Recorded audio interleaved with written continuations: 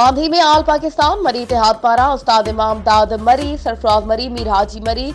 हीरुद्दीन मरी ऐं रमज़ान मरी जी अॻवाणी में प्रेस क्लब बांधी साम्हूं एहतिजाजी मुज़ाहिरो कयो वियो। उन मौक़े ते अॻवाणनि ॻाल्हाईंदे चयो त बलोचिस्तान जे ज़िले बाड़कान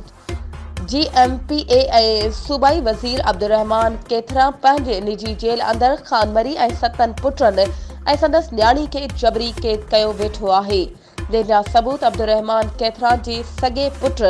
इनाम केथरान वटि पिणु मौजूद आहिनि,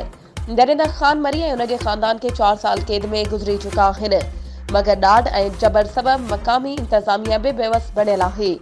उन्हनि हुकूमत पाकिस्तान खे अपील कई त ख़ान मरी ऐं उन जे ख़ानदान खे जबरी क़ैद मां आज़ाद करायो वञे, न त ॿी सूरत में एहतिजाज जो दायरो वधायो वेंदो। वधीक ख़बरूं ऐं अपडेट्स जे लाइ असांजे चैनल खे सब्सक्राइब कयो ऐं हा बेल आइकन खे प्रेस करणु न विसारिजो त जीअं असांजी हर नई अचण वारी वीडियो तव्हां ताईं पहुची सघे।